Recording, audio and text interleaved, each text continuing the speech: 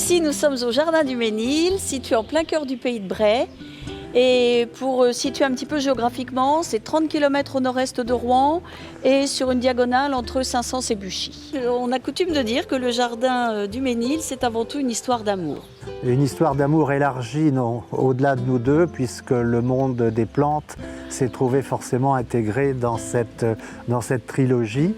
Et ce Jardin du Ménil, en fait, est une longue construction qui a duré depuis maintenant une quarantaine d'années et qui se fait à mesure, petit à petit, à coups de cœur, de découvertes, de rencontres, et où la nature, évidemment, est absolument omniprésente. Rien ne nous prédestinait à faire un jardin. Nous étions tous les deux des purs produits du centre-ville. Parallèlement à ça, moi j'étais prof d'anglais à l'époque. Et comme j'étais étudiante en Angleterre, Philippe venait me rejoindre le week-end et nous découvrions des jardins anglais. Et ces virées permanentes dans les jardins et la campagne anglaise nous ont probablement collé le virus, c'est évident. Et effectivement, tout à fait au début, nous avons découvert des tas de genres végétaux que nous ne connaissions pas en France et qu'on n'avait absolument pas coutume de rencontrer. D'où cette symbiose qui s'est faite entre nous et le monde des arbres et qui continue aujourd'hui à s'exprimer, puisque au-delà de notre jardin, nous sommes depuis maintenant 12 ans dans le processus de mise en place d'un parc arboretum de 11 hectares et sur lequel 280 genres végétaux cohabitent, provenant principalement de l'ensemble de la zone tempérée de l'hémisphère nord. Du fait de nos voyages et des contacts et des relations que nous avons pu nouer, notamment en France et surtout en Grande-Bretagne, nous avions coutume, pour des raisons faciles à comprendre, de ramener beaucoup de jeunes plants. Ce qui fait que ces jeunes plants, une fois mis en pépinière, prennent forcément du développement. Et on s'est trouvé face à, je dirais, un stock de jeunes arbres et d'arbustes qu'il a fallu planter. Et c'est à cette occasion que un petit peu plus d'un hectare, entre 1 hectare et 1,5 hectare, s'est trouvé libéré à proximité de notre première réalisation. Donc en fait, l'aménagement a été assez rapide et cela ne nous a pas empêché de continuer à accumuler des jeunes plants, surtout d'ailleurs avec l'arboretum des Bars dans le Loiret qui nous a fourni beaucoup de jeunes plants. Et on s'est retrouvé dans cette situation d'avoir un stock de plants particulièrement conséquent. Et c'est à ce moment-là que cette dernière partie, donc la partie qui fait un petit peu plus de 10 hectares, nous a permis de commencer à créer ce parc arboretum qui rassemble toutes ces essences végétales qu'on peut découvrir maintenant aujourd'hui, qui prennent déjà un développement au bout d'une petite dizaine d'années.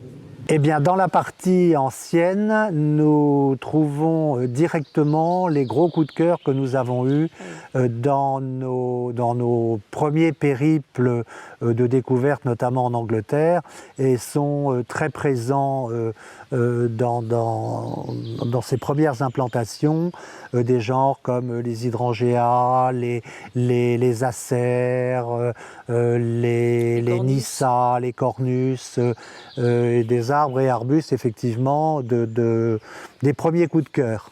Mais tout ça toujours dans l'optique de nous faire un joli cadre de vie. À cette époque-là, on ne pensait pas du tout aux visites. Et donc c'est comme ça que le petit clos et le grand clos sont nés avec beaucoup plus d'espace. Et donc on a créé deux grandes pelouses qui donnent beaucoup de lumière et qui sont avec un point de vue vraiment très joli. Il y a forcément toutes les plantes qu'on aime. Donc c'est vrai que c'est structuré de façon à ce que tout le monde y trouve son compte. Alors effectivement, oui, on a eu des gros coups de cœur, mais parce qu'on a vu aussi des jardins à l'automne avec les couleurs des érables qui sont absolument magiques. Tout ça, on a aimé, donc tout ça, on a ramené et tout ça, on a planté. Et puis, on est allé visiter des jardins en août, en juillet, donc on a vu les hydrangeas, cette floraison et puis tout le reste qui s'est greffé, les liquides en barre, les cornus. Maintenant, j'introduis des graminées parce que je trouve que ça met une légèreté, une magie. Et puis, c'est un nouveau domaine. Donc c'est toujours agréable de découvrir. Notre fil conducteur, je pense que c'est la curiosité. Alors en fait, historiquement et culturellement, Catherine a plus en main le monde des hydrangeas et moi j'ai plus en main celui des érables. Ce sont des domaines effectivement partagés, ça va de soi, mais je dirais que moi j'ai eu toujours cette passion pour la diversité exceptionnelle et la complexité d'ailleurs du monde des érables et notamment des érables originaires d'Asie, de Chine, du Japon et de la Corée qui constituent ici quand même un élément phare. Mais je te laisserai poursuivre sur ce côté passionnel que tu as pour le monde de l'hydrangea. Je trouve ça splendide de par leur variété, leur provenance, leur couleur et surtout la capacité qu'ils ont à varier de couleurs au fil des saisons. Comme les érables, remarque, c'est pareil. Hein. C'est une plante qui me parle, ils sont légers, ils sont beaux. Ça fait des couleurs absolument merveilleuses dans le jardin et beaucoup de volume aussi. Il faut dire aussi, on est arrivé sur un terrain qui était plat. Et on n'a jamais voulu le modifier. C'était hors de question de créer des vallées ou des choses comme ça, rien. Notre but, c'était de faire des volumes. Et on y est arrivé. C'est vrai que les hydrangeas jouent vachement bien le jeu avec les volumes. On peut les tailler assez facilement, on peut les laisser pousser. C'est magique, les hydrangeas, c'est beau, ils me le rendent bien, ils m'aiment et je les aime. Et il y a quelque chose qu'on a oublié de mentionner aussi dans le jardin qui est très très particulier, ce sont tous les jeux de lumière. Parce qu'il y a beaucoup d'arbres qui sont pour redonner de la lumière au jardin bien sûr, mais vous avez des rayons entrecroisés qui viennent comme des projecteurs. C'est vraiment vraiment vraiment joli. Et ça met en valeur encore plus les volumes.